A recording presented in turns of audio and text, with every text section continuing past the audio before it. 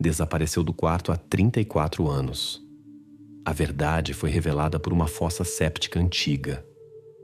Esta declaração recentemente trouxe à vida uma história esquecida que ocorreu na noite de 11 para 12 de abril de 1989. Naquela época, no tranquilo subúrbio de Puerto Esperança, um pequeno assentamento na selva argentina, Maria José D., de 8 anos, desapareceu repentina e sem deixar rastros. Seus pais a viram pela última vez à noite, quando a colocaram para dormir. Na manhã seguinte, o quarto estava vazio. O cômodo estava em perfeita ordem, sem desordem ou sinais de luta. No entanto, um fato estranho e assustador imediatamente chamou a atenção dos investigadores. A tela mosquiteira na janela havia sido cuidadosamente cortada. E mais precisamente, pelo lado de dentro. Os moradores de Puerto Esperança lembravam 11 de abril de 1989 como um dia particularmente pesado e abafado. Perto da noite, o céu cobriu o povoado com uma forte chuva. Por volta das 23h40, os pais de Maria José apagaram a luz no quarto dela e deixaram a janela ligeiramente aberta para que a menina pudesse respirar melhor no quarto abafado.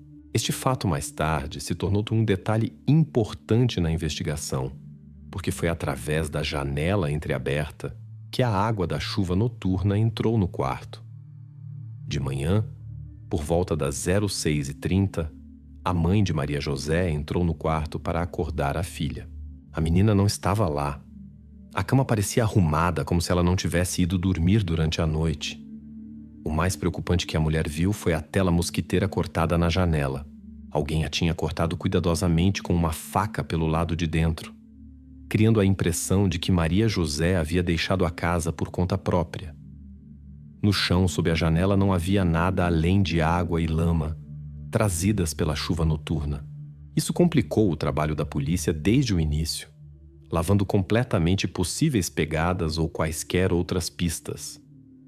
A própria janela dava para o quintal dos fundos da casa, onde nunca houve iluminação pública.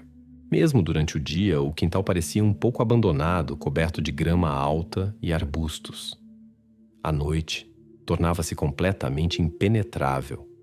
Qualquer pessoa poderia passar despercebida nas sombras das árvores e arbustos. Logo após o desaparecimento, a investigação se deparou com suspeitos típicos para pequenos assentamentos como Puerto Esperança. O primeiro suspeito foi Dom Matias L., um parente distante da família. Um homem de 50 anos que estava hospedado com eles e dormia em uma pequena casa anexa perto da residência principal. Ele logo informou à polícia que a noite tinha sido difícil, que mal dormiu por causa da tempestade. Mas os investigadores lembraram um detalhe importante. Os pais da menina afirmavam que a chuva e os trovões terminaram por volta da 1 da manhã. Isso parecia estranho, embora não suficiente para uma acusação. O segundo suspeito era um desconhecido que os moradores do povoado chamavam de vendedor ambulante. Essas pessoas apareciam periodicamente na selva, vendiam móveis ou pequenos itens e depois desapareciam tão repentinamente. Testemunhas afirmavam que por volta das 4 da manhã, um velho caminhão carregado de móveis passou silenciosamente pela rua. Esta versão parecia muito plausível e ao mesmo tempo inútil. Ninguém conseguiu fornecer o número da placa do veículo nem a descrição do próprio motorista. Os policiais, sentindo a pressão de agir rapidamente, concentraram-se no suspeito mais óbvio, Dom Matias. Na manhã de 12 de abril, ele foi detido na delegacia de polícia após encontrarem manchas suspeitas de argila vermelha em suas botas. Na época, isso parecia muito convincente. Dom Matias estava nervoso, mas negava completamente qualquer envolvimento no desaparecimento de Maria José. As botas foram imediatamente enviadas ao laboratório. Poucos dias depois, chegaram os resultados da perícia. A argila vermelha não era a mesma que havia no quintal da casa onde morava Maria José. O laboratório indicou claramente: a substância nas botas era uma mistura de construção do terreno vizinho, onde trabalhadores estavam consertando uma cerca. Matias foi liberado, mas isso custou à investigação tempo perdido. Na manhã de 12 de abril, por volta das 07h15, um paramédico chegou atendendo ao chamado dos pais de Maria José para ajudar a mãe, cuja saúde piorou repentinamente devido ao estresse. Ele notou algo estranho, embora não tenha dado muita importância imediatamente. No terreno vizinho, perto da casa da família, havia um velho caminhão de água. A carroceria do veículo estava coberta com uma lona pesada, debaixo da qual se via um tipo de rolo. Parecia molhado, como se tivesse sido deixado na rua sob a chuva. Um cheiro de cal emanava claramente do rolo. O paramédico mencionou brevemente esse fato em seu relatório, mas a polícia, sobrecarregada com outras versões e suspeitos, considerou essa informação insignificante. Nos relatórios constava que no caminhão havia apenas entulho de construção. Ninguém pensou em verificar a quem pertencia aquele caminhão. Ninguém se interessou pelo estranho cheiro de cal e pelo fato de que geralmente era assim que se ocultavam vestígios de eventos muito mais perturbadores. Este detalhe se perdeu entre dezenas de outros registros e testemunhas, permanecendo apenas uma pequena linha no relatório policial. A investigação continuou, teorias foram mudando, mas as circunstâncias do desaparecimento de Maria José permaneceram obscuras.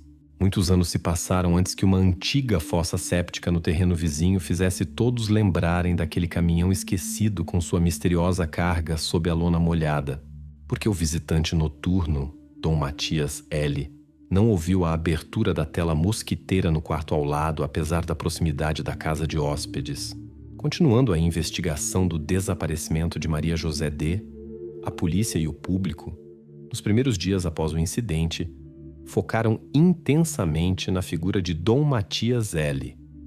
E isso era compreensível.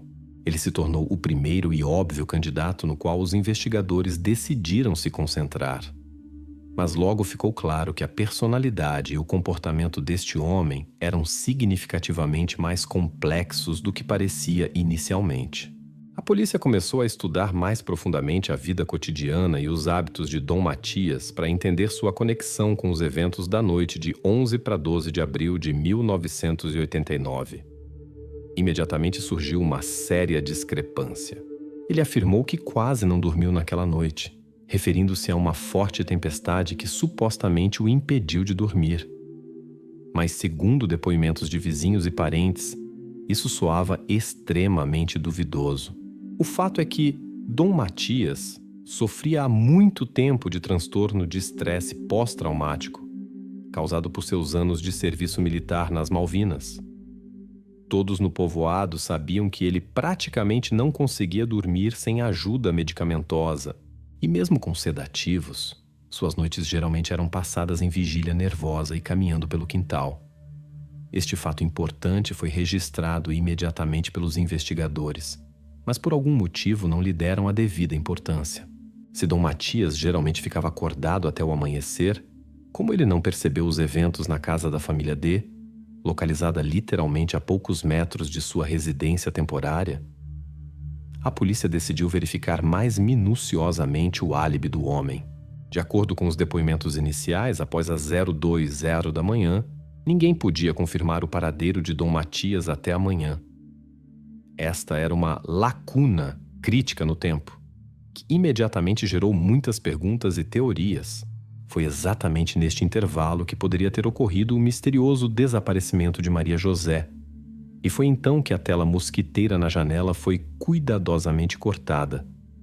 Mas não havia uma única testemunha que o tivesse visto durante essas horas. Durante os interrogatórios, os investigadores perguntaram diretamente a Dom Matias. Ele poderia ter saído para fumar à noite e, assim, acidentalmente visto o criminoso?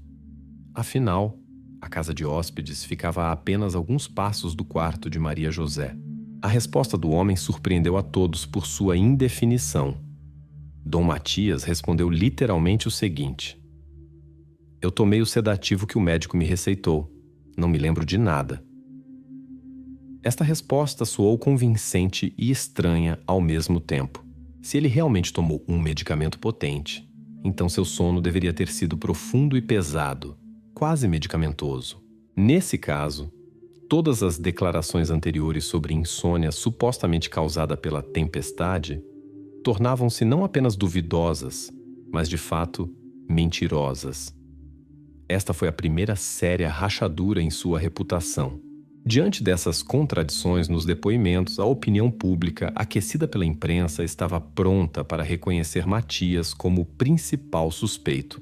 Especialmente ativa nesta versão era a imprensa local. Os jornalistas que apareceram em Puerto Esperanza logo encontraram uma manchete chamativa: "Tio veterano é suspeito". A polícia, sentindo a pressão do público, rapidamente apreendeu as botas de Matias com manchas de argila vermelha para a perícia, que já eram então consideradas uma possível prova número 1. Durante os dias seguintes, enquanto a perícia estava em andamento, toda a vida do homem foi exposta. Seu passado nas Malvinas, traumas militares, hábitos noturnos e maneirismos agora se tornaram de domínio público. Muitos vizinhos que anteriormente eram amigáveis e respeitosos com ele, começaram a expressar abertamente dúvidas sobre sua reputação. Embora indiretamente, Dom Matias acabou no papel de principal suspeito, que a população local já quase reconhecia como culpado sem julgamento ou investigação. No entanto, após exatamente 72 horas, chegaram os resultados da análise das botas do laboratório em Buenos Aires. As conclusões eram inequívocas e não deixavam espaço para dúvidas. A argila vermelha, que inicialmente parecia uma prova importante, na verdade não tinha nada a ver com o terreno onde morava Maria José. O laboratório confirmou oficialmente que esta substância era idêntica às amostras retiradas de uma vala perto da captação municipal de água de Puerto Esperanza. Foi para lá que Dom Matias foi buscar água nas primeiras horas da manhã, já que o sistema de abastecimento de água do povoado regularmente apresentava falhas. Após receber esses resultados, a investigação mudou drasticamente de direção e a própria teoria envolvendo o veterano perdeu sua relevância. A criminalística mais uma vez demonstrou sua fraqueza e ineficácia, pondo publicamente em dúvida a competência da polícia de Puerto Esperanza. O tio veterano voltou a ser simplesmente Dom Matias, um homem que estava no lugar errado na hora errada. Após o colapso da teoria sobre o envolvimento de Dom Matias, a investigação perdeu velocidade e direção. Isso forçou a polícia a voltar um passo atrás e prestar atenção a outros fatores que anteriormente haviam ficado sem a devida atenção. No centro do interesse estavam as relações familiares complexas e tensas dentro da família de Maria José. Assim, a figura de Dom Matias gradualmente saiu das atenções, e o enigma de seu sono profundo permaneceu não completamente resolvido, deixando apenas um resíduo de desconfiança e dúvida. Mas diante de novas teorias e suspeitas, essa pista já não podia ser considerada significativa. O tema das botas com argila vermelha foi definitivamente encerrado e nunca mais mencionado durante a investigação. Por que os pais de Maria José mudaram-se para Puerto Esperanza apenas um mês antes do desaparecimento e escondem o verdadeiro motivo da polícia? Depois que a teoria sobre o envolvimento de Dom Matias se esgotou, a investigação foi forçada a voltar sua atenção para o círculo mais próximo da família D. E os primeiros a cair sob o olhar atento dos investigadores foram os próprios pais da desaparecida Maria José. Quase imediatamente, foram descobertas discrepâncias preocupantes em seu comportamento e depoimentos, gerando na polícia a sensação de que a família estava ocultando algo. Durante uma verificação detalhada, descobriu-se que a família D apareceu no tranquilo povoado de Puerto Esperanza muito recentemente, literalmente um mês antes do desaparecimento de Maria José. Raul D., o pai da família, foi forçado a deixar seu emprego em uma grande plantação de açúcar perto da cidade de São Pedro. As circunstâncias de sua demissão pareciam suspeitas. Raul teve um sério conflito com o administrador que terminou com uma saída inesperada e uma mudança rápida para este canto distante e tranquilo do país.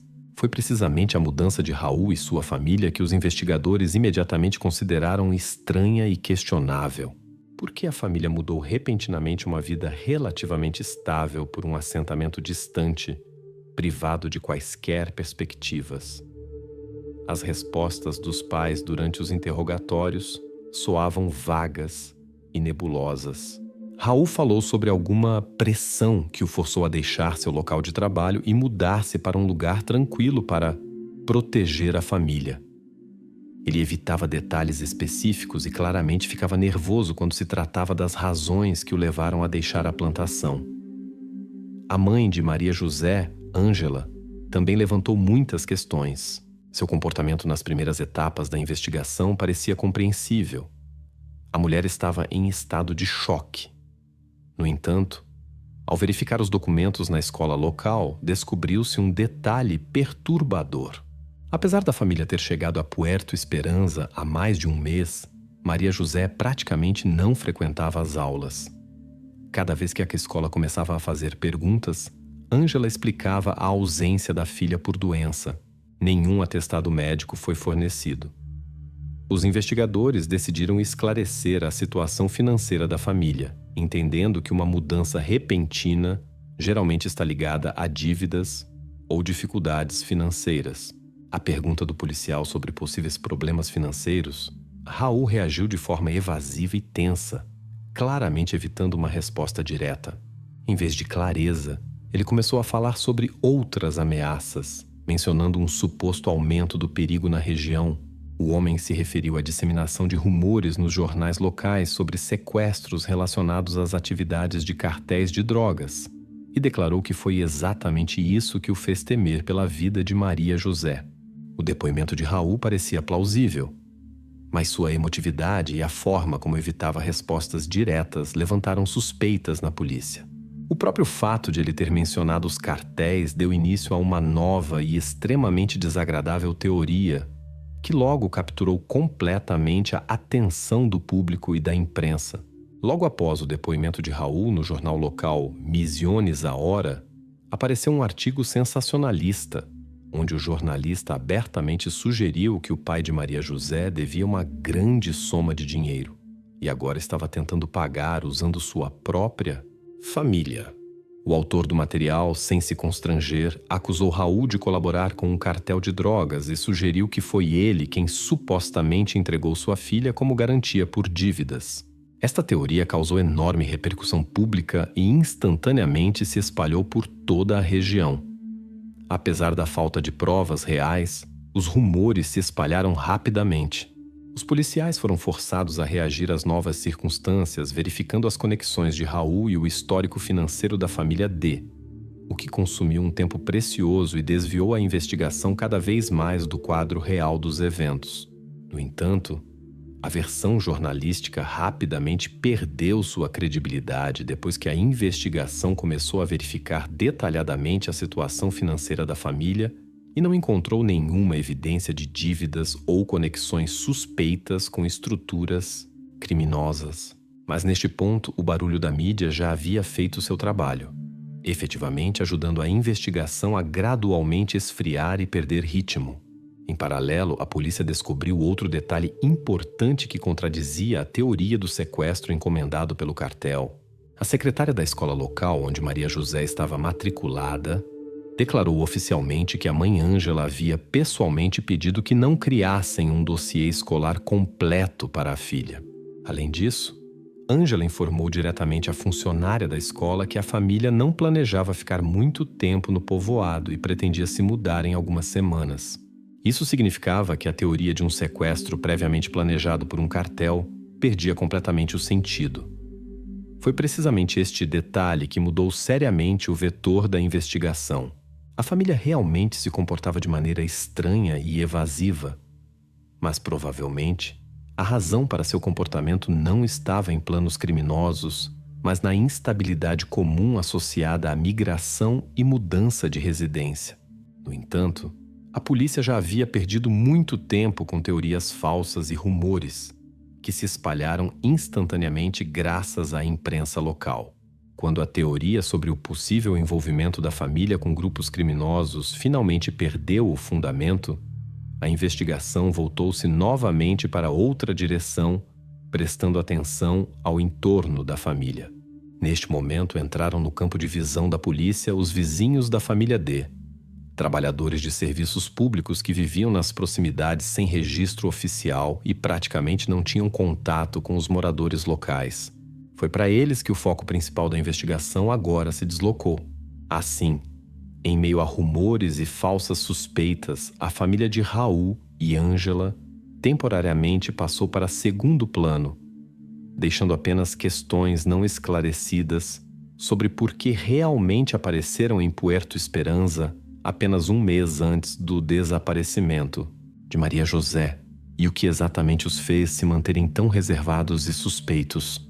O Programa Nacional BNDG começa a coletar DNA em massa de pais de desaparecidos em toda a Argentina, incluindo os pais de Maria José. Para quê, se o caso já tem mais de 16 anos? Depois que as suspeitas sobre a família D diminuíram e a atenção dos investigadores se voltou para os vizinhos trabalhadores municipais, o caso de Maria José começou a gradualmente se extinguir. A cada ano, os materiais do caso iam cada vez mais fundo no arquivo, cobertos de poeira e esquecimento. Mas em 2005, a situação mudou inesperadamente, quando o governo argentino lançou o programa BNDG, voltado para a criação de um Banco Nacional de Dados de Amostras Genéticas para buscar desaparecidos em todo o país. Foi então que a família D novamente entrou no campo de visão das autoridades. No outono de 2005, 16 anos após o desaparecimento de Maria José, os pais receberam a visita oficial de um técnico especialista do programa BNDG. O homem rápida e sucintamente explicou que, de acordo com as novas regras, era necessário coletar amostras de DNA de todos os parentes cujos entes queridos desapareceram em circunstâncias não esclarecidas. O pai e a mãe viram isso como um procedimento burocrático de rotina, tendo perdido há muito tempo a esperança de solucionar o caso. As amostras obtidas foram imediatamente enviadas ao Laboratório Central de Buenos Aires, mas o arquivo da família D recebeu a marcação baixa prioridade. Em 2005, ninguém acreditava que após tanto tempo o caso antigo pudesse avançar. Junto com as amostras de DNA, um documento discreto foi acidentalmente incluído no arquivo do programa.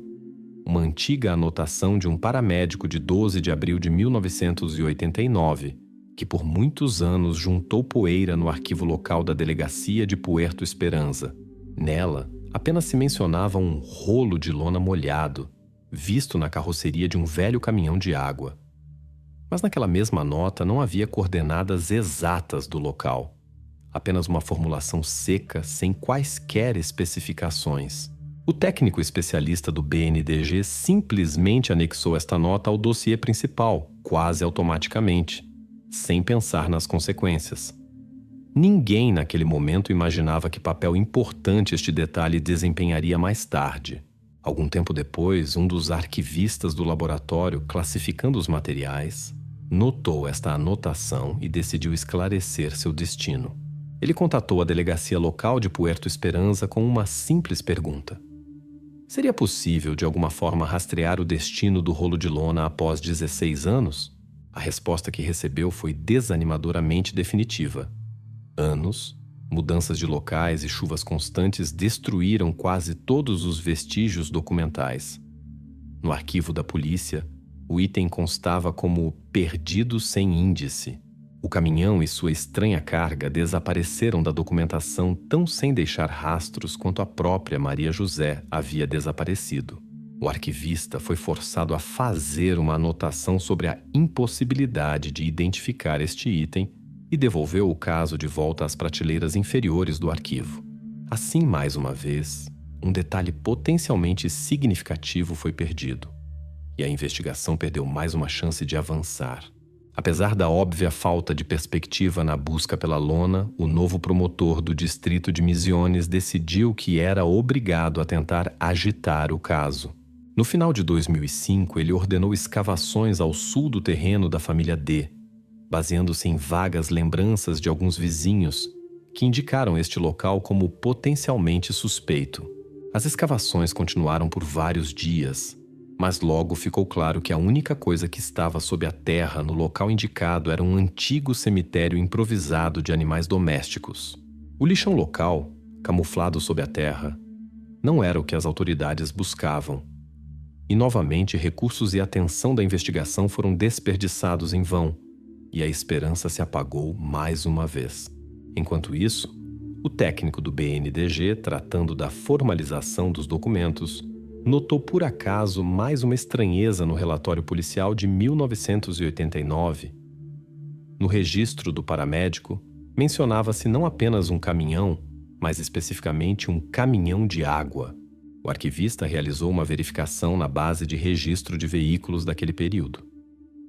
Descobriu-se que o único caminhão de água registrado no distrito de Puerto Esperanza em 1989 estava em nome de um certo Raul P., vizinho da família D.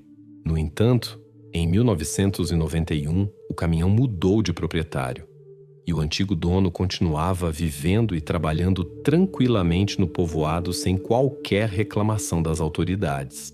Embora esta coincidência tenha sido registrada pelo arquivista, ela permaneceu apenas como uma pequena anotação nos materiais do caso, sem indicação de coordenadas exatas ou depoimentos diretos de testemunhas. A polícia não podia solicitar um mandado de busca ou realizar verificações mais profundas. Esta formalidade jurídica e confusão burocrática novamente jogaram a favor das circunstâncias, deixando uma pista-chave sem desenvolvimento adicional. No final, o caso de Maria José novamente caiu em um impasse burocrático e foi enviado de volta ao arquivo. O técnico não conseguiu oficialmente ligar o nome de Raul P.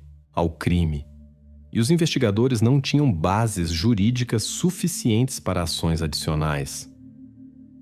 Raul continuou vivendo tranquilamente, trabalhando no serviço municipal local, sem levantar suspeitas ou atrair atenção. Assim, em 2005, mais uma oportunidade de se aproximar da solução do antigo desaparecimento foi perdida. Tudo o que restou da tentativa foram as amostras de DNA dos pais, esperando silenciosa e discretamente pela sua vez no arquivo do Programa Nacional BNDG.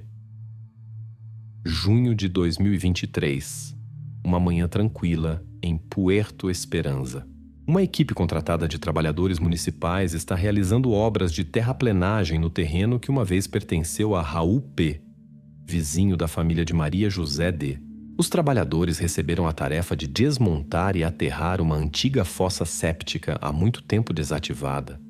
A escavadeira começou a cavar por volta das 8 da manhã. A uma profundidade de aproximadamente 1,6 metros, a caçamba atingiu algo duro, coberto por uma espessa camada de solo e entulho de construção. Após uma inspeção mais próxima, descobriu-se que os trabalhadores encontraram um pacote de lona resistente amarrado com arame. Dentro, após a chegada da polícia e a realização de perícia, foram descobertos restos humanos, que foram imediatamente enviados para identificação médico-legal em Buenos Aires.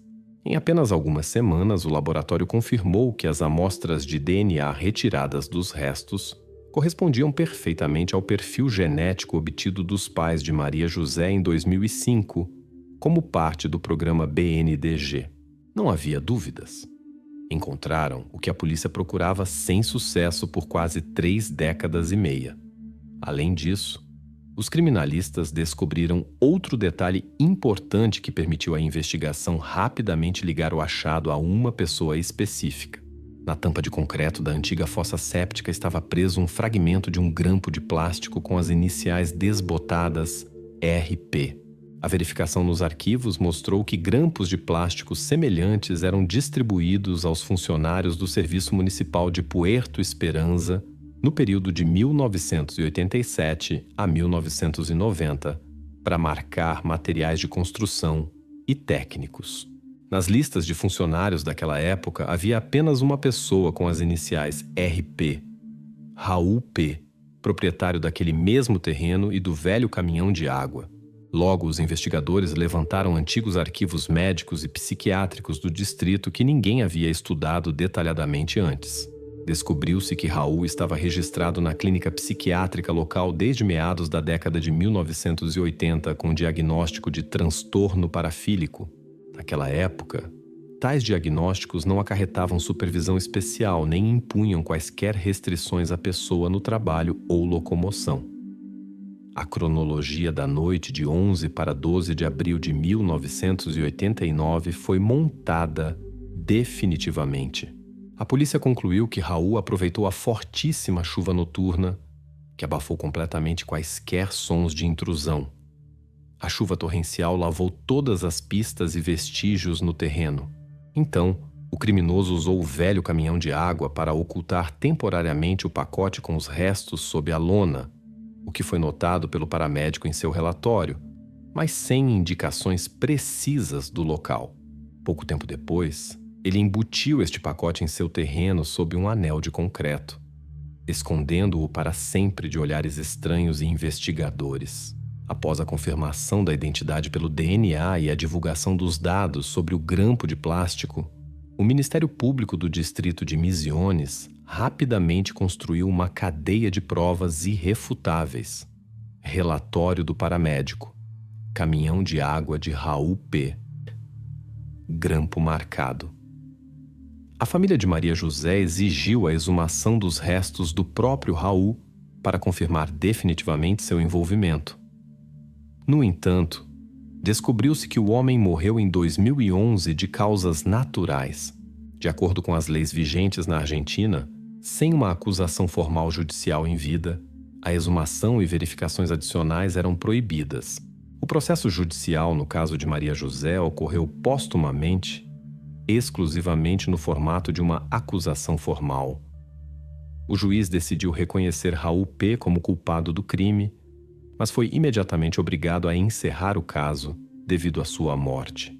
Esta decisão finalmente encerrou a prolongada batalha judicial. Fevereiro de 2024.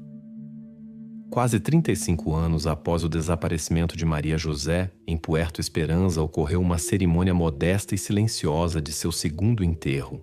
Apenas alguns parentes e poucas pessoas das autoridades locais que acompanharam esta história ao longo de muitos anos estavam presentes. Um repórter do jornal local escreveu uma breve nota, terminando com a frase: "A história terminou como começou, sob a chuva."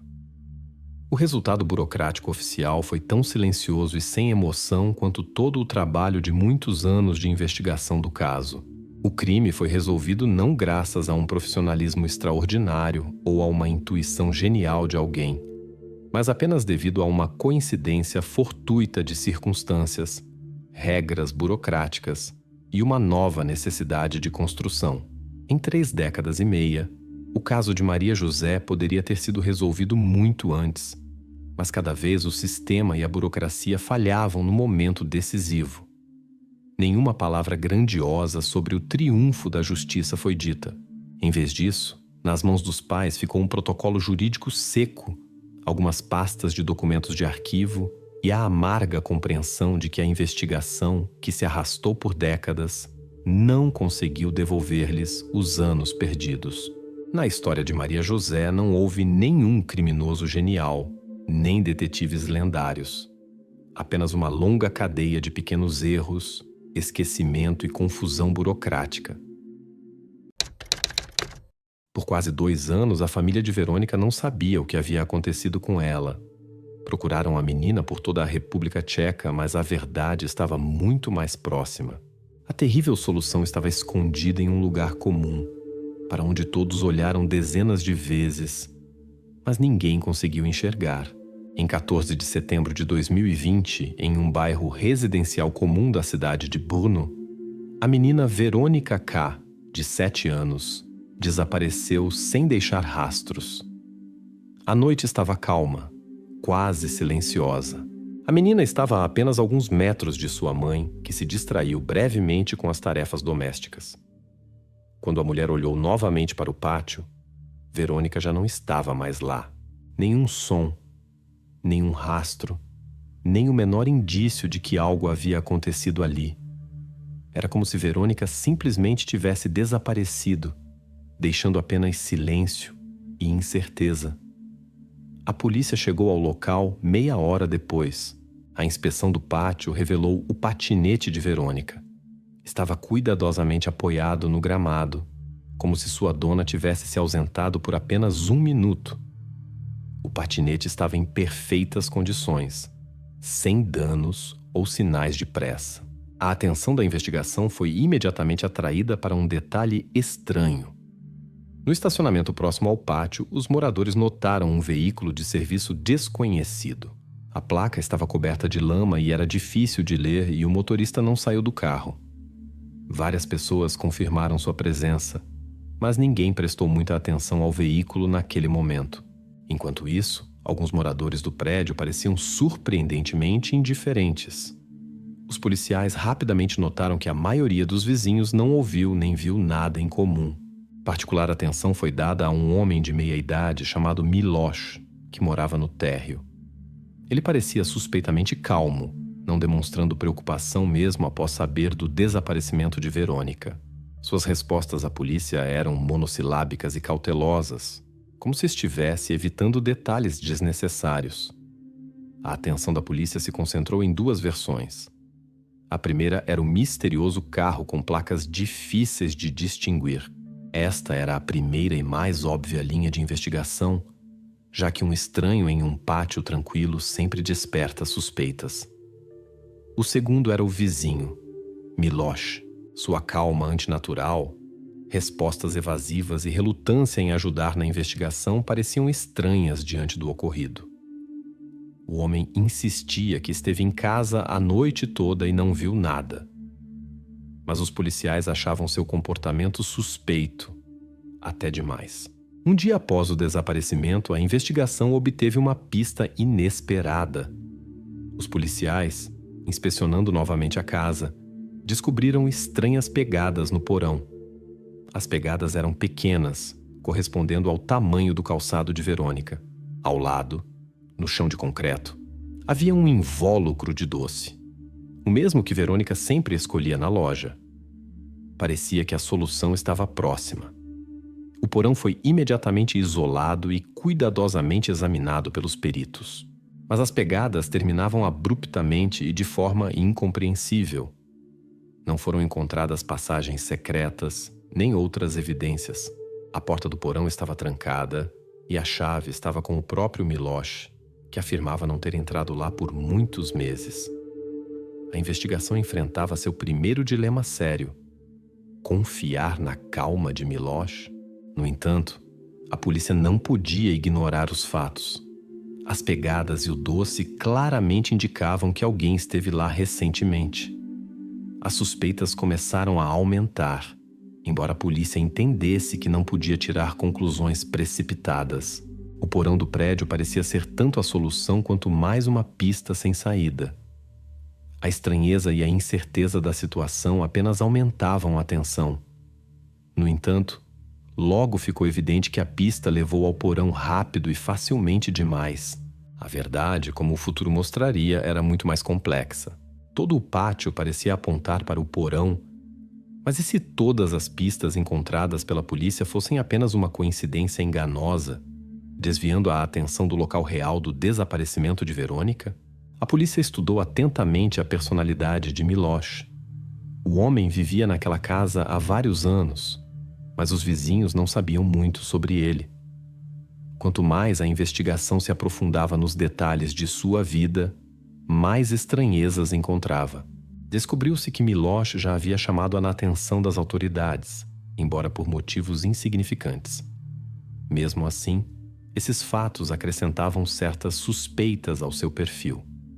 Miloš tinha 42 anos, vivia sozinho, raramente recebia visitas, quase não conversava com ninguém. Seu trabalho era comum, sem destaque. Trabalhava como carregador em um depósito e frequentemente fazia turnos noturnos, o que quase ninguém no prédio sabia. Foi justamente o trabalho noturno que explicou seu estilo de vida recluso e seu horário irregular de aparição em público. No entanto, a investigação conseguiu estabelecer que no dia do desaparecimento de Verônica, Miloš não saiu de casa, pelo menos segundo suas próprias palavras. Mas quando lhe perguntaram sobre isso pela segunda vez, o homem começou a se confundir nos detalhes e ficou visivelmente nervoso, o que imediatamente alertou os investigadores. Os vizinhos também não estavam muito dispostos a falar sobre Miloš, mas após perguntas insistentes dos investigadores, começaram a surgir alguns detalhes que a polícia não podia ignorar.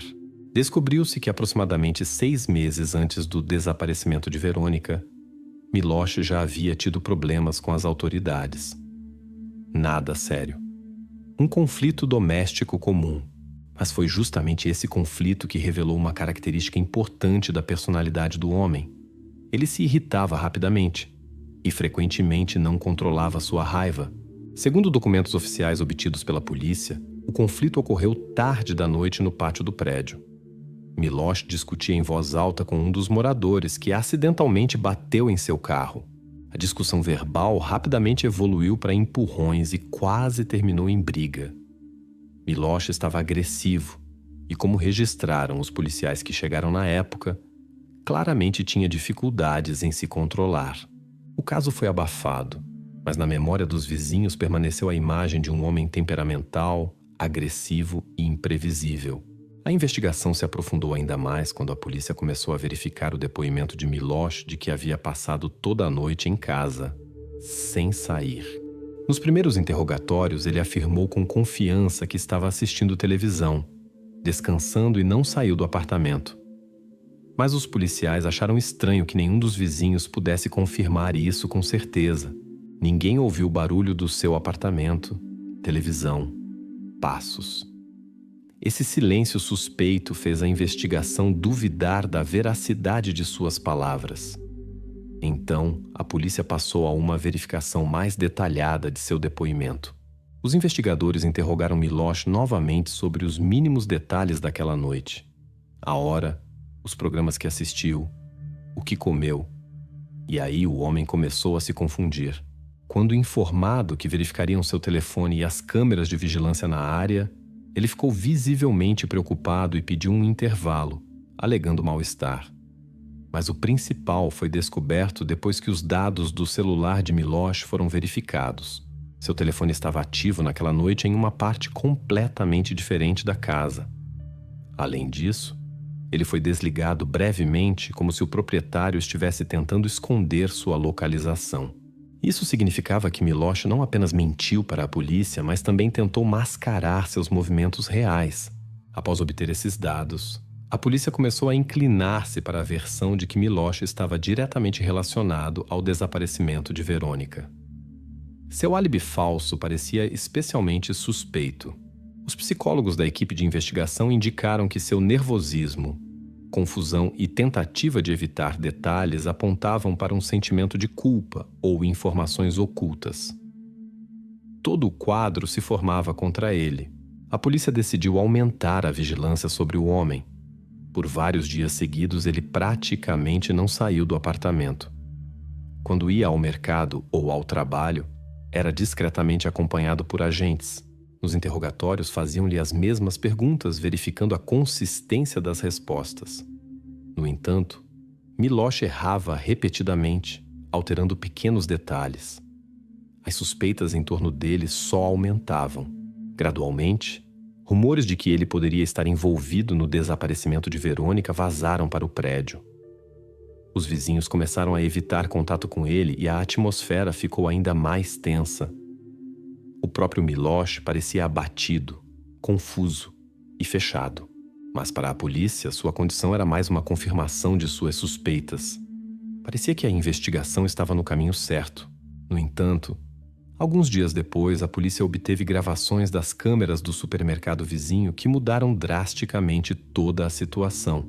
As imagens mostravam claramente que Miloš saiu do prédio aproximadamente meia hora depois do momento em que Verônica desapareceu.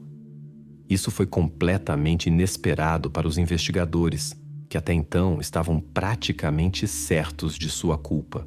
De repente, o suspeito estava quase fora de suspeita, e a investigação enfrentava uma nova contradição. As câmeras trouxeram novas perguntas em vez de respostas. Depois que as suspeitas em torno do vizinho Miloš começaram a se dissipar, a polícia decidiu estudar mais a fundo o círculo próximo de Verônica. Estava claro. O mistério de seu desaparecimento poderia estar mais próximo do que parecia nos primeiros dias. E segredos familiares, sobre os quais ninguém havia falado abertamente até então, começaram a emergir. A casa onde Verônica morava parecia bastante próspera. Os pais, Tomáš e Carolina, aparentavam ser uma família normal. Mas como se descobriu, essa era apenas uma impressão externa.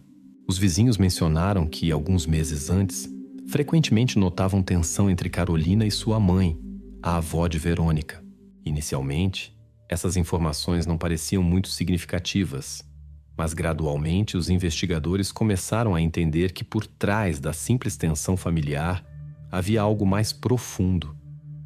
Os policiais descobriram que entre Carolina e sua mãe, senhora Magda, havia sérias divergências sobre a criação de Verônica. Magda era uma mulher de valores rígidos, que tinha suas próprias ideias muito claras sobre como as crianças deveriam crescer em sua família. Ela criticava regularmente a filha, acusando-a de cuidados insuficientes, desatenção e, em suas palavras, uma abordagem frívola à educação. Em algum momento, esses conflitos ultrapassaram o limite de simples disputas domésticas. A polícia conseguiu encontrar um documento confirmando que, 6 meses antes do desaparecimento de Verônica, a avó havia oficialmente recorrido aos serviços sociais pedindo que verificassem o quão bem Carolina estava cumprindo suas responsabilidades parentais. Os investigadores convidaram novamente os pais e a avó de Verônica para interrogatórios. Até aquele momento, a família afirmava unanimemente que não havia conflitos sérios entre eles. Mas agora, quando a polícia já sabia sobre a denúncia aos serviços sociais, os depoimentos dos parentes começaram a mudar. Carolina estava visivelmente nervosa e admitiu que seu relacionamento com a mãe era realmente complicado. Ela contou que nos últimos meses a senhora Magda havia ameaçado várias vezes que conseguiria a perda de seus direitos parentais. Mas Carolina estava convencida de que eram apenas palavras ditas no calor da emoção. A senhora Magda, por outro lado, no segundo interrogatório, negou a seriedade do conflito e declarou que seu recurso aos serviços sociais foi apenas uma tentativa de assustar a filha e fazê-la ser mais responsável com suas obrigações. Ao mesmo tempo, ela fez todo o possível para convencer a polícia de que amava muito Verônica e nunca quis fazer-lhe mal. No entanto, as palavras da avó já não podiam convencer a investigação de sua absoluta sinceridade. Os investigadores entendiam. Essas contradições nos depoimentos não eram coincidência e poderiam ser sinal de algo maior do que uma simples briga familiar. Na mente dos investigadores surgiu a ideia de que o desaparecimento de Verônica poderia estar relacionado a uma tentativa da avó de tirá-la da família dessa maneira. E a polícia decidiu examinar mais atentamente os movimentos de Magda após o dia em que Verônica desapareceu. As suspeitas aumentaram drasticamente quando os investigadores descobriram que a senhora Magda, alguns dias após o desaparecimento de Verônica, partiu repentinamente de Brno. Ela foi visitar parentes em uma pequena cidade em outra parte do país, sem avisar ninguém com antecedência. Essa partida inesperada pareceu extremamente suspeita para a polícia. Além disso, quando os investigadores tentaram contatá-la por telefone, a avó se recusou a dar comentários e declarou que não queria se comunicar sem um advogado. Na casa da família de Verônica, a atmosfera ficou ainda mais tensa. Os vizinhos discutiam a situação com cautela e em voz baixa, mas até eles já começavam a duvidar da inocência de Magda. Rumores sobre seu conflito com a filha se espalharam rapidamente pelo pátio, reforçando as suspeitas de que, neste caso, nem tudo era tão simples. A investigação, nesse momento, tentava entender se a avó poderia de alguma forma ter levado Verônica para fora da cidade sem o conhecimento dos pais. A polícia verificou passagens, câmeras nas estações e interrogou vizinhos e parentes distantes, mas essas tentativas não davam resultados. As suspeitas permaneciam apenas no nível de uma versão, não confirmada por evidências concretas, e os investigadores começaram a considerar que, possivelmente, a saída da avó da cidade não estava relacionada ao desaparecimento de Verônica, mas era apenas uma estranha coincidência. Quando parecia que a versão da avó estava gradualmente chegando a um beco sem saída, apareceu uma testemunha inesperada que mudou completamente a direção da busca. Um jovem que morava no bairro vizinho informou à polícia que ele havia visto Verônica com certeza após o momento de seu desaparecimento oficial. Segundo ele, ela não estava sozinha, mas com um homem desconhecido, e eles estavam se dirigindo a um ponto de transporte público. O depoimento da testemunha soava tão confiante e claro que a polícia decidiu verificar imediatamente sua veracidade. Este homem não podia estar enganado. Ele estava absolutamente certo de que viu Verônica. O depoimento da nova testemunha, que inicialmente parecia a chave para o mistério, imediatamente enfrentou dúvidas. Ele afirmava ter visto Verônica no interior de um veículo de serviço desconhecido. Esta informação era séria e a polícia não podia ignorá-la. No entanto, à medida que a testemunha prestava depoimento, a investigação ficava cada vez mais confusa com suas palavras e detalhes do que tinha visto. O homem, que se apresentou como Martin Novak, contou que na noite de 14 de setembro, por volta das 7 horas, estava voltando para a casa do trabalho e passava pelo quarteirão vizinho. Segundo ele, viu claramente uma pequena figura visualmente semelhante a Verônica entrando em um veículo de serviço marca Skoda, estacionado na estrada. O carro era branco, com o logotipo do serviço municipal local na lateral e com placas muito sujas, exatamente como os vizinhos haviam descrito anteriormente. Esse fato interessou especialmente a polícia, pois coincidia com o depoimento de outras testemunhas que haviam mencionado anteriormente um suspeito Skoda branco perto da casa de Verônica. Novak descreveu os detalhes do carro com clareza, confiança, sem hesitações. No entanto, quando a polícia tentou obter dele uma descrição exata da aparência de quem estava dentro do veículo, começaram os problemas. Novak não conseguia lembrar com certeza o rosto do motorista, mas afirmava que era um homem de constituição média vestindo uma jaqueta de trabalho. O mais importante parecia ser outra coisa. Dentro do carro, ele viu Verônica. Os investigadores convidaram a mãe de Verônica, Carolina, para comparar o depoimento da testemunha com suas lembranças da filha naquela noite. Durante o interrogatório, surgiu imediatamente um problema. Martin Novak afirmou com confiança as roupas que supostamente Verônica vestia. Ele falou sobre uma jaqueta vermelha e calças pretas. Carolina, no entanto, insistia firmemente que sua filha estava vestida de forma completamente diferente, com uma jaqueta clara e jeans azul. Essa discrepância fundamental levantou sérias dúvidas na polícia. Novak ficou confuso quando lhe faziam as mesmas perguntas repetidamente. Ele começou a se confundir nos detalhes, corrigindo-se, afirmando que viu a criança apenas rapidamente e poderia ter se enganado na cor das roupas. Sua confiança gradualmente deu lugar a preocupação e incerteza. Quanto mais a polícia conduzia o interrogatório, mais inconsistências apareciam em suas palavras. Os investigadores decidiram verificar os dados de Novak mais minuciosamente. Foram analisadas gravações de várias câmeras de vigilância na área onde o homem supostamente viu o carro com Verônica. No entanto, o veículo não apareceu em nenhuma câmera. Essa estranheza abalou ainda mais a confiança da investigação na nova testemunha. Tinha-se a impressão de que Martin Novak ou confundiu algo, ou simplesmente não viu o que relatou à polícia. Logo, a polícia começou a inclinar-se para a versão de que Novak poderia ter inventado a história para chamar a atenção. Em sua biografia não havia nada suspeito. Um funcionário comum de uma pequena empresa local, sem problemas anteriores com a lei. No entanto, na investigação ele não conseguiu explicar claramente por que não informou imediatamente a polícia sobre suas observações, mas se apresentou vários dias depois que o caso já estava sendo ativamente discutido pela imprensa. Nesse contexto, sua história parecia cada vez mais duvidosa e pouco convincente. No entanto, os investigadores decidiram não descartar completamente essa versão. Para ter certeza, entrevistaram colegas e vizinhos de Novak. A maioria deles confirmou que o homem tendia a exagerar e às vezes gostava de estar no centro dos acontecimentos. Esse fato não favoreceu a testemunha e a polícia gradualmente deixou seu depoimento de lado. Novak parecia agora mais uma falsa pista do que uma chave real para o mistério do desaparecimento de Verônica. No entanto, O caso tomou um rumo inesperado quando especialistas técnicos analisaram cuidadosamente as gravações das câmeras perto da casa de Verônica, feitas anteriormente. Em uma das gravações, anteriormente considerada inútil devido à má qualidade, foi possível distinguir parte da placa do suspeito Škoda branco.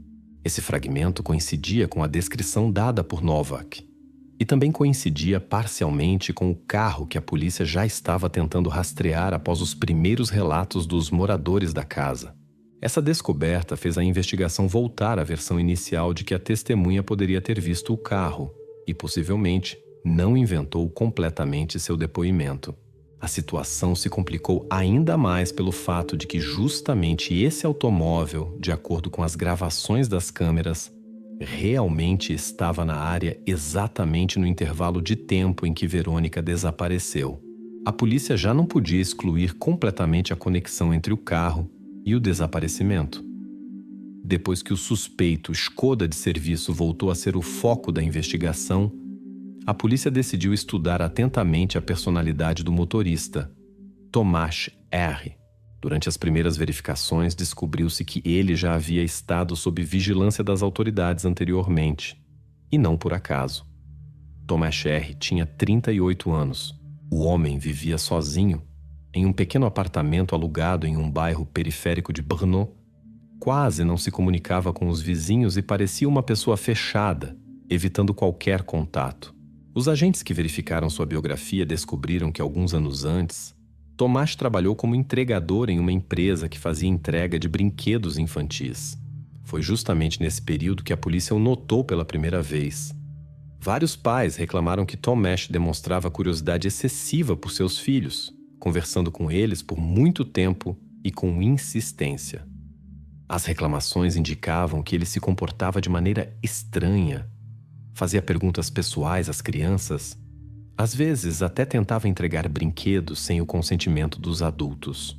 No entanto, tudo se limitou a uma advertência formal. Não chegou a acusações sérias. E após sua demissão da empresa, as reclamações cessaram. No entanto, essa informação já tornava Tomáš mais suspeito aos olhos da polícia. Sua biografia não era criminosa, mas esses episódios mostravam claramente que ele merecia uma observação mais atenta. Os investigadores entendiam. Muitas coincidências com o carro e a personalidade do motorista não podiam ser ignoradas. Os policiais foram ao local de trabalho de Tomáš para conversar com seus atuais colegas e tentar saber mais sobre ele. Aqui, a investigação obteve detalhes importantes. Os funcionários do serviço municipal, onde Tomáš agora trabalhava, o caracterizaram como uma pessoa muito quieta, fechada e pouco comunicativa. Ele praticamente não interagia com os colegas, evitava eventos e almoços coletivos, comportava-se de maneira marcadamente cautelosa. No entanto, quando os policiais começaram a perguntar com mais detalhes, descobriu-se que alguns trabalhadores notavam estranhezas nele. Tomáš podia ficar horas sentado no carro, olhando fixamente à sua frente sem se mover, ou sair inesperadamente antes do fim do turno, sem avisar ninguém. Quanto às perguntas sobre seu trajeto no dia do desaparecimento de Verônica, os colegas respondiam de forma evasiva. Alguém afirmou com convicção tê-lo visto no prédio do serviço no horário em questão. Outros não conseguiam lembrar exatamente onde ele estava. No entanto, após a conversa preliminar com os colegas, a investigação começou a considerar que Tomáš tinha uma explicação bastante lógica para suas ações e, provavelmente, não estava diretamente envolvido no caso. A polícia decidiu conversar pessoalmente com Tomáš e verificar seu depoimento. Durante a conversa, ele parecia surpreendentemente calmo e controlado. Nada parecido com uma pessoa que esconde um terrível segredo. Ele informou com confiança que no dia do desaparecimento de Verônica estava em um bairro completamente diferente de Brno. Como prova, Tomáš apresentou um relatório de reparo de uma máquina de café em um prédio de escritórios, onde ele realmente apareceu a trabalho. Os documentos foram cuidadosamente verificados pela polícia e o álibi parecia mais do que convincente. O tempo de sua presença no escritório foi registrado nos documentos do Serviço de Suporte Técnico. Os funcionários do escritório confirmaram sua presença E a própria máquina, segundo o registro de trabalhos, realmente foi atendida exatamente naquele horário. Neste momento, a investigação novamente começou a inclinar-se para essa ideia de que outra versão havia se revelado falsa. Tomás parecia apenas uma pessoa estranha, nada mais. E embora as reclamações passadas sobre seu comportamento perto de escolas causassem cautela, parecia que agora a polícia não tinha bases reais para ligá-lo ao desaparecimento de Verônica. Tomás foi temporariamente excluído da lista de principais suspeitos enquanto decidiam concentrar-se em outras versões. No entanto, após alguns dias, quando o grupo técnico da polícia examinou atentamente os dados de GPS do carro de Tomás, descobriu-se uma estranha anomalia. Seu trajeto digital daquele mesmo dia, quando Verônica desapareceu, divergia inesperadamente dos registros oficiais e dos depoimentos das testemunhas do escritório. De acordo com o GPS, o carro de Tomás havia desaparecido dos rastreadores por quase meia hora e estava em uma área completamente diferente da cidade. Esse detalhe estranho e inexplicável fez a polícia olhar para o homem com olhos completamente diferentes. À primeira vista, o álibi perfeito de repente se tornou menos sólido. A investigação não podia ignorar tal discrepância técnica, especialmente porque coincidia com o momento do desaparecimento de Verônica. Agora, os investigadores entendiam que precisavam verificar novamente todos os dados sobre os movimentos de Tomás. Enquanto a polícia verificava minuciosamente a lacuna misteriosa no trajeto de Tomás, paralelamente começaram a surgir novos detalhes preocupantes do círculo mais próximo de Verônica. Inesperadamente para todos, a investigação recebeu informações importantes da professora da menina. As lembranças da educadora fizeram com que os últimos dias antes do desaparecimento fossem vistos sob uma nova luz. A professora de Verônica, Martina Svobodova, contou que, alguns dias antes de Verônica desaparecer, a menina começou a se comportar de maneira notavelmente diferente. Normalmente comunicativa e alegre, Verônica de repente se tornou fechada, preocupada e quase não participava das brincadeiras com os outros. Quando a professora perguntou à menina se algo ruim havia acontecido, Verônica respondeu brevemente e com insegurança, apenas dizendo que apareceu um homem com doces no pátio.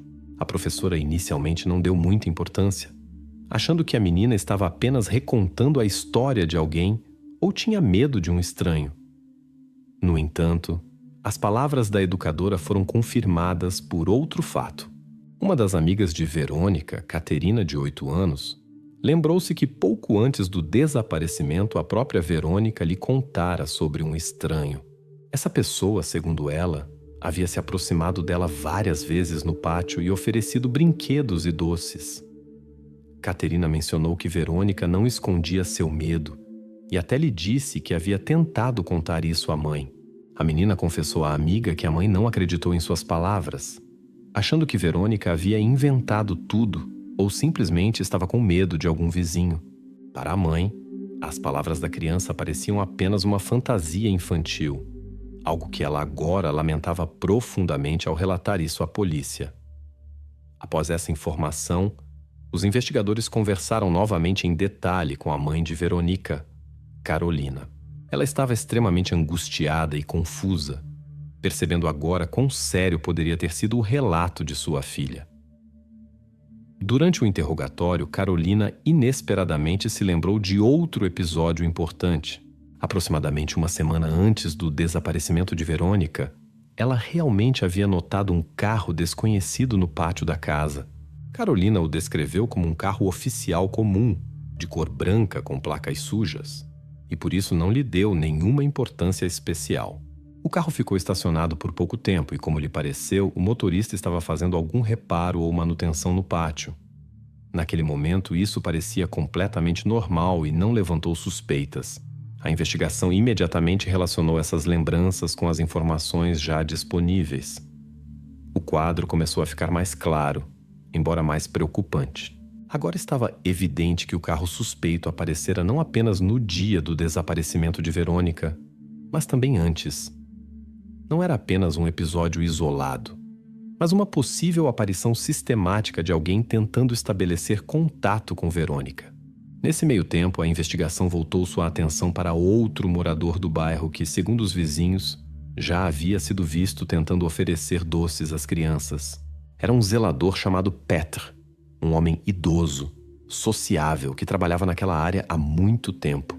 Vários vizinhos informaram à polícia que Petr frequentemente distribuía doces para as crianças locais, o que fazia com que alguns pais fossem cautelosos com ele. Os investigadores decidiram verificar urgentemente o zelador, especialmente porque ele também poderia corresponder à descrição do homem com doces mencionado por Verônica. A polícia interrogou os moradores, tentando obter um quadro mais completo do comportamento de Petr. Inicialmente, as informações pareciam suspeitas. O zelador, segundo o testemunho dos vizinhos, realmente às vezes oferecia doces às crianças e até pequenos brinquedos, o que causava alguma apreensão entre os pais. No entanto, uma verificação mais aprofundada mostrou que as suspeitas eram infundadas. Descobriu-se que Petr nem estava em Brno no dia do desaparecimento de Verônica. Ele havia viajado para visitar parentes 2 dias antes do ocorrido, o que foi confirmado pelas gravações das câmeras da estação ferroviária e pelos parentes do zelador que o receberam. As provas eram irrefutáveis, e a investigação rapidamente se convenceu de sua inocência. A falsa pista que surgiu em torno de Petr desapareceu tão rapidamente quanto apareceu. Os investigadores se encontraram novamente no ponto de partida. Eles tinham várias testemunhas e muitos pequenos detalhes, mas ainda faltava o elemento decisivo capaz de explicar o que exatamente aconteceu com Verônica naquela noite. Agora, após descartar a versão do zelador, a polícia voltou a concentrar sua atenção no automóvel. Ficou claro que o misterioso carro de serviço, um Skoda branco, visto por várias testemunhas, não era coincidência. Possivelmente, este estava ligado à mesma pessoa que Verônica chamava de homem com doces. A polícia decidiu verificar novamente todos os detalhes técnicos e rotas do carro, que anteriormente já havia sido associado ao motorista Tomás R. Os investigadores voltaram a estudar a rota do carro de serviço dirigido por Tomás R. Durante a verificação das gravações das câmeras de vigilância, anteriormente consideradas inúteis, descobriu-se uma nova pista extremamente importante. Em uma das gravações, feita na saída do bairro 20 minutos após o desaparecimento de Verônica, apareceu o mesmo Skoda branco anteriormente visto por testemunhas. A gravação era de má qualidade. A imagem estava desfocada e as placas completamente ilegíveis devido à sujeira e à iluminação fraca. No entanto, os especialistas conseguiram identificar um detalhe único do carro, indicando inequivocamente sua pertença à empresa onde Tomás trabalhava. Na porta lateral do carro, claramente visível, havia um adesivo com o logotipo da empresa de serviços públicos onde ele trabalhava. Isso era um forte argumento de que o carro era realmente oficial e que era esse carro que deixava o bairro depois que Verônica desapareceu. Até o momento, essa era ali a evidência mais forte ligando Tomás ao local do desaparecimento de Verônica. Apesar de anteriormente ele ter fornecido um álibi convincente, a investigação agora tinha um novo motivo para duvidar de seu depoimento. Os policiais imediatamente foram se encontrar com a administração da empresa para obter uma explicação sobre a presença do carro deles no bairro, onde oficialmente Tomás não tinha nenhuma tarefa. O gerente da empresa declarou claramente que, de acordo com os documentos e a programação de trabalho, Tomás não deveria visitar aquele quarteirão no dia do desaparecimento de Verônica. Além disso, segundo ele, o carro não deveria estar naquela área naquele horário. Quando os investigadores convocaram Tomás novamente para interrogatório, ele parecia preocupado, mas ainda explicava calmamente a situação. Ele insistia firmemente que naquele dia houve uma falha na programação, o que o fez aparecer naquele bairro completamente por acaso. Segundo ele, entrou ali por engano e, ao perceber o erro, rapidamente deixou o local sem ter tempo de fazer nada. A polícia pediu que ele explicasse porque anteriormente não havia mencionado essa falha, ao que Tomás respondeu que simplesmente esqueceu esse episódio, considerando-o irrelevante. Mesmo assim, suas palavras levantaram sérias dúvidas na investigação. Surgiu a teoria de que Tomás poderia estar deliberadamente ocultando informações ou tentando enganar a polícia, usando detalhes insignificantes para esconder algo maior. Os investigadores supuseram que Tomás poderia não estar agindo sozinho. Surgiu a versão de um possível cúmplice que poderia ajudá-lo a confundir as pistas ou fornecer cobertura. A polícia verificou novamente todas as gravações das câmeras de vigilância em busca de um possível segundo carro acompanhando o Skoda oficial. Dezenas de vídeos de ruas próximas, lojas e postos de gasolina foram analisados para confirmar ou refutar essa hipótese. Mas, contrariamente às expectativas da investigação, o segundo carro nunca foi encontrado. Durante os interrogatórios e verificações, não houve uma única testemunha que pudesse confirmar a presença de outro veículo ou cúmplice. Gradualmente, a polícia foi forçada a admitir que essa teoria estava errada. Muito provavelmente, Tomás estava realmente sozinho e não havia qualquer operação conjunta com outra pessoa. Depois que a versão do segundo carro foi definitivamente descartada, a atenção da polícia voltou aos registros dos rastreadores GPS do carro de Tomás. Esses dados confirmaram que no dia do desaparecimento de Verônica, Tomás estava realmente na área de onde ela desapareceu, com precisão até o minuto. Esses dados coincidiam com o intervalo perdido previamente identificado em sua rota, que Tomás anteriormente atribuía a uma falha técnica no equipamento. Agora a investigação tinha, pela primeira vez, provas claras de que Tomás mentiu sobre as circunstâncias de sua presença no local do desaparecimento de Verônica. Até esse momento, seu álibi parecia sólido, mas os novos dados destruíram completamente essa certeza. Tornou-se óbvio que o homem não apenas apareceu casualmente naquela área, mas deliberadamente tentou esconder seus movimentos reais da polícia. Agora estava claro. Era necessário verificar todos os locais relacionados a Tomás. Depois que a polícia finalmente se certificou da discrepância entre os dados do rastreador GPS do carro de Tomás e suas próprias palavras, foi tomada a decisão de verificar cuidadosamente todos os lugares que tivessem qualquer relação com o suspeito. Os agentes começaram verificações sistemáticas de todos os locais onde Tomás trabalhou ou apareceu nos últimos anos. Foi um trabalho meticuloso, quase interminável, mas foi exatamente isso que levou à revelação do terrível segredo. Primeiro, a polícia verificou a garagem que Tomás alugava há muitos anos em uma zona industrial nos arredores de Brno. Nada suspeito foi encontrado. Em seguida, foi examinada a casa de campo de parentes do suspeito, onde ele às vezes passava os fins de semana. Mas mesmo lá, não havia nada útil para a investigação. A situação parecia quase sem esperança. Até que os investigadores souberam por um dos colegas de Tomás que ele tinha acesso a um antigo depósito pertencente à empresa onde trabalhava. Quando os agentes chegaram ao local, ficou claro que o depósito não era usado há muito tempo e estava formalmente listado como vazio. Dentro, entre equipamentos antigos e caixas com documentos desatualizados, os policiais descobriram um grande freezer industrial, que há muito estava desconectado da rede elétrica, mas por algum motivo estava fechado com um cadeado. Essa circunstância pareceu suspeita. Os investigadores imediatamente chamaram os peritos criminais, abriram a câmara frigorífica e descobriram dentro o que confirmou os piores temores da polícia. A principal teoria da investigação foi confirmada. Era Verônica, desaparecida há quase 2 anos. A verificação das gravações das câmeras de vigilância e dos depoimentos das testemunhas permitiu à polícia reconstruir completamente a cadeia do crime. Na noite de 14 de setembro de 2020, Tomás, usando um carro oficial, realmente entrou em um pátio tranquilo onde Verônica estava naquele momento. Ele ofereceu doces e brinquedos, convenceu-a a entrar no carro e imediatamente deixou a área. Foram exatamente esses 20 minutos que foram registrados pelas câmeras de vigilância e depois, nos dados de GPS do carro, apareceu o misterioso buraco que Tomás mais tarde chamou de falha técnica.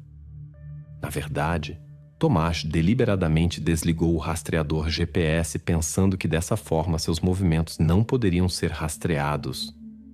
Ele levou Verônica para o depósito onde alugava um espaço. Foi ali que ele cometeu o assassinato. Depois escondeu os vestígios do crime no freezer, esperando que o depósito vazio não atraísse atenção. Seu cálculo por muito tempo pareceu correto. O principal erro de Tomás foi que ele, confiante demais, decidiu cometer novamente um crime semelhante em Zlín.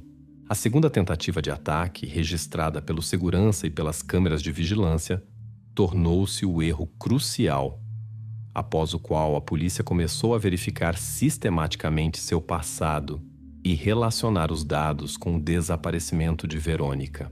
Após a descoberta de todas as provas necessárias no depósito, Tomás foi finalmente detido. Apesar das evidências claras, ele ainda tentou por muito tempo escapar da responsabilidade, constantemente mudando seu depoimento e insistindo que tudo o que aconteceu foi um acidente e um trágico mal-entendido. Inicialmente afirmou que a menina pediu para entrar no carro, depois alegou que ela caiu e acidentalmente sofreu ferimentos dos quais morreu. No entanto, a perícia e todos os materiais da investigação refutaram categoricamente cada uma de suas afirmações. Os especialistas estabeleceram claramente que todas as suas palavras eram mentiras. Os ferimentos não poderiam ter sido obtidos acidentalmente, e as evidências apontavam claramente para suas ações intencionais. Os psicólogos forenses concluíram que Tomás planejou deliberadamente o crime com antecedência, o que foi confirmado pelo desligamento do rastreador GPS, pelo local preparado para esconder as provas e por outras circunstâncias. Com cada novo fato apresentado no tribunal, a esperança de Tomás de escapar da punição tornava-se cada vez mais tênue. Suas tentativas de se apresentar como inocente pareciam cada vez menos convincentes, e os juízes, após estudarem os materiais do caso, foram categóricos em suas avaliações. O tribunal condenou Tomás R.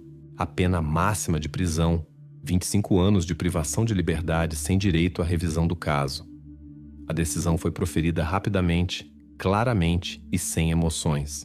O crime foi solucionado, o culpado punido. Não restaram mais questões para o tribunal e a investigação.